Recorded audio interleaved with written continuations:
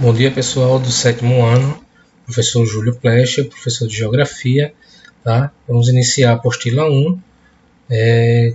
Antes de tudo, vamos ver o que seria a demografia para a gente poder iniciar essa apostila respondendo as questões, tá? Então, a demografia, ela é a área do conhecimento, né, que se preocupa em estudar o comportamento, né, além das transformações e toda a dinâmica geral da população, tá? Utilizando-se de quê? Principalmente de elementos estatísticos e pesquisas qualitativas, tá? Então, esse ramo do saber, em muito, se aproxima com a geografia da população, tá? Que, da mesma forma, também se preocupa com as dinâmicas populacionais, enfatizando o quê? As questões sociais relacionadas ao espaço geográfico, tá? Então, a população ela é definida como o número de pessoas que habita um determinado território ou região, tá? Então, dessa forma, os seus ciclos de crescimento, né, seu nível médio de renda, sua distribuição, entre outros fatores, são de fundamental importância para quê? Para a compreensão do funcionamento dos diversos aspectos do espaço social, tá certo? Então, um dos elementos demográficos mais estudados pela geografia da população e pela própria demografia é o índice de crescimento populacional, certo? Então, o principal órgão brasileiro de pesquisa sobre a população é qual? O Instituto Brasileiro de Geografia e Estatística, o IBGE, tá? E esse organismo, ou seja, esse órgão, ele realiza a cada 10 anos o censo demográfico, tá? É importante abranger de forma a quantificar estatisticamente, dizendo, os mais diversos dados e informações envolvendo desde a renda daquela pessoa, tá, até a saúde da população, né? E até a sua preferência religiosa, certo? Então, a partir daí, a gente dá início à apostila de vocês, tá bom? Com a primeira questão. Ele fala o seguinte: leia o texto abaixo. A dinâmica demográfica brasileira ilustra o acelerado crescimento ocorrido a partir de 1940. Esse processo foi contínuo até 1960, quando o crescimento populacional atingiu o ápice com taxas médias de crescimento de quase 3% ao ano. Tá? E a partir daquela década, elas começaram a declinar até atingir 1,6% no censo de 2000 e continuam em queda. Tá? Sobre as variações no crescimento da população brasileira, assinale a alternativa que não aponta um dos motivos de sua involução recente. O que é que ele quis dizer com isso? Olha só. A partir das letras, a gente pode dizer o seguinte: a letra A, disseminação de métodos contraceptivos, tá? A gente elimina, tá? Porque ele não vai disseminar os métodos contraceptivos, pelo contrário, tá?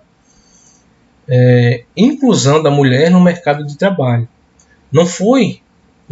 Ele não aponta para um dos motivos, pelo contrário, ele aponta, tá? Então, a letra C, intensificação do processo de urbanização. Esse processo de intensificação na urbanização, ele também aponta para uns motivos da involução recente, tá?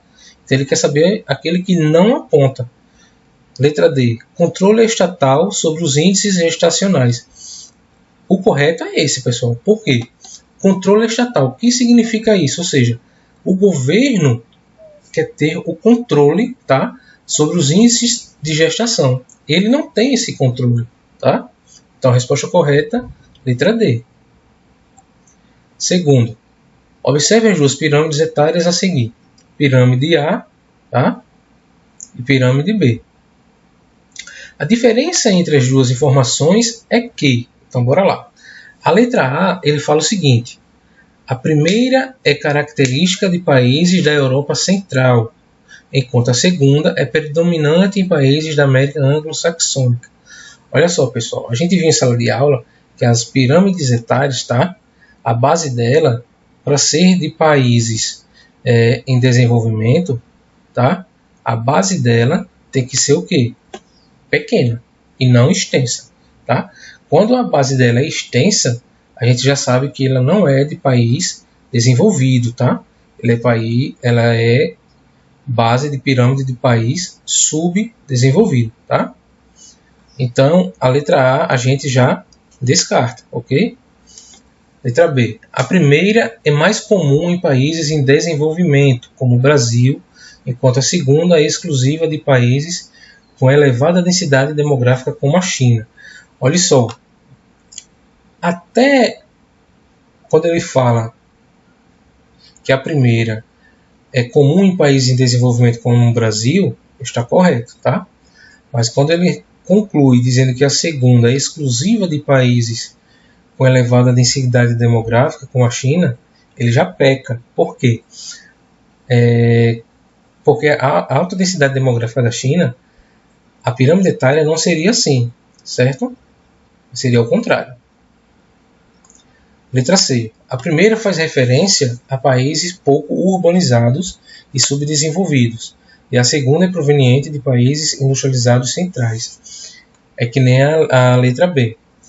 Até aqui, até este ponto, ele está correto, tá? Ou seja, a primeira pirâmide, ela faz referência a países pouco urbanizados e subdesenvolvidos. Mas a segunda, ela não é proveniente de países centrais industrializados, tá? Países industrializados centrais, a base é o quê? Pequena, certo? Letra D. A primeira destaca o envelhecimento rápido da população, ou seja, e a segunda, uma maior estabilidade demográfica. Correto, olha só. Quanto mais a base maior, são mais jovens, tá? Então, lá em cima do topo estão os idosos e os anciãos, tá? Então, correta a letra D, certo? Terceira questão. Foi no Enem de 2012. Composição da população residente urbana por sexo, segundo os grupos de idade do Brasil entre 91 e 2010. É a referência para esta pirâmide etária, tá? E a segunda é a composição da população residente rural por sexo, segundo os grupos de idade no Brasil, também no mesmo ano, de 91 a 2010. A interpretação e a correlação das figuras sobre a dinâmica demográfica brasileira vão demonstrar o quê? Letra A. Uma menor proporção de fecundidade na área urbana. Então vamos dar uma olhada aqui. A primeira é a de área urbana, tá? A segunda de área rural. Ele acerta já na letra A, olha só. Ele fala que a menor proporção de fecundidade está na área urbana. Vocês podem ter a noção a partir daqui, ó. Tá? Esta linha aqui corresponde o quê? Porcentagem, tá? Esta também. Então, a porcentagem menor se dá na área urbana do que na área rural, certo? Área urbana, área rural. Então, ele já elimina logo na primeira. Letra A, resposta correta, tá? Quarta questão. Essa pirâmide é uma pirâmide etária brasileira correspondente dos anos de 1980 a 2010, tá? Nas duas últimas décadas, o governo federal ele vem propondo ações no sentido de oferecer uma resposta às transformações na composição etária da população brasileira. Então, essas ações elas têm seguido uma tendência que se manifesta mais diretamente na seguinte iniciativa. Então, a gente vai ver qual dessas alternativas está correta. Letra A. Revisão das bases da legislação sindical. Eu, até então, na sala de aula, não falei sobre isso, então a gente descarta, tá? Letra B. Alteração das regras da Previdência Social, que foi o que eu falei na última aula, quando eu comecei a copiar, tá? Então, Previdência Social está presente em todas as pirâmides etárias brasileiras. Então, resposta correta, ok? Letra B.